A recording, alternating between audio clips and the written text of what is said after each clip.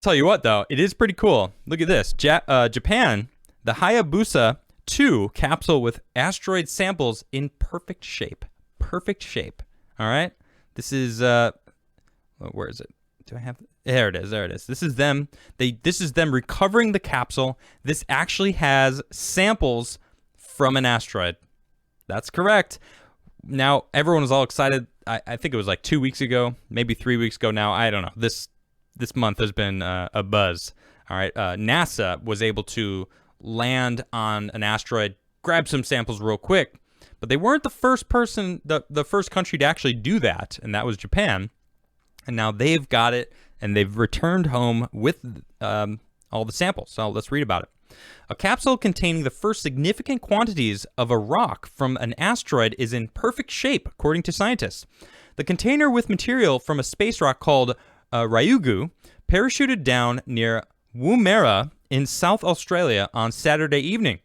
A recovery team in Australia found the spacecraft lying on the sandy ground with its parachute draped over a bush. The samples were originally collected by the Japanese spacecraft Hayabusa 2. The spacecraft spent more than a year investigating Ryugu before returning to Earth. As it approached our planet, Hayabusa 2 released the capsule with the samples and fired its engine to push it off in another direction. The 16-kilogram capsule, meanwhile, entered the Earth's atmosphere. The official Hayabusa 2 Twitter account reported that the capsule and its parachute have been found. Hayabusa 2 is home. Dr. Yuichi Tsuda, project manager for the mission, said at a press conference on Sunday morning in Sagamihara, Japan.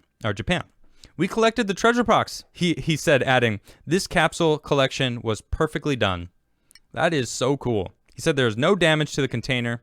It really does look in pristine shape. And you know what I find really interesting here? I don't know if you're not looking at this picture, if you're just listening to the podcast, it shows a picture of someone collecting it. And they got gloves on. They got what looks like a bulletproof, like maybe X-ray, prevention suit on with like a glass shield. But there's no mask. You'd think that they'd be wearing a mask, right? I mean, all this stuff about the pandemic and like learning about masks. It's like, obviously this container is probably sealed. But it's still, inside the container contains dirt, rock, whatever, material from an asteroid. I wouldn't want to be near that thing without a mask on to breathe in any sort of whatever. I mean, I've seen enough space movies to know that there's always either an episode or some sort of part that someone gets infected because they took their helmet off because they think there's oxygen, whatever, or a little bit of dust gets in and it gets into their system, and then suddenly they've got some weird, crazy space virus and it eats their system. They turn into a mushroom or some crazy thing. But he's not wearing a mask. Why isn't he wearing a mask? Anyway, let's see. Dr. Hitoshi Kininaka, Director General of Japan's Institute for Space and Astronautical Science, said, we started development on Hayabusa 2 in 2011.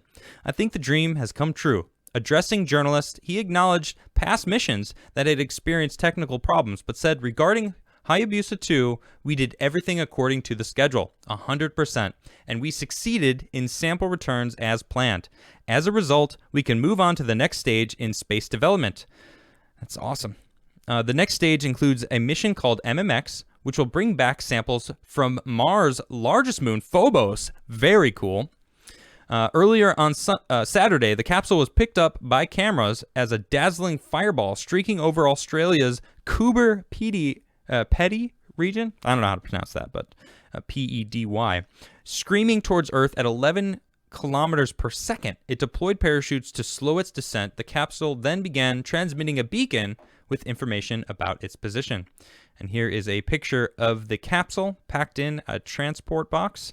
Very cool. I am really looking forward to seeing the kind of stuff that, what kind of materials is it made of?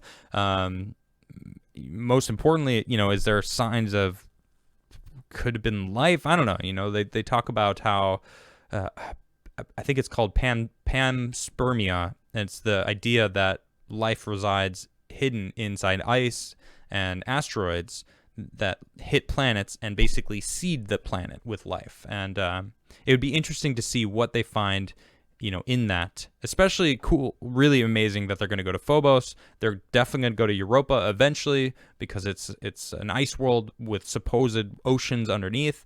And there's a few other moons that actually have this possibility. So I'm really looking forward to really the future of space and travel. I feel like we are literally in the beginning of seeing us branching out into space. We're going to be going to Mars in the next 10 years. Definitely will be there in, a moon base for sure in the next 10 years. We're going back to the moon in 4 years. That's what they say. I'm looking forward to it. This is pretty incredible. So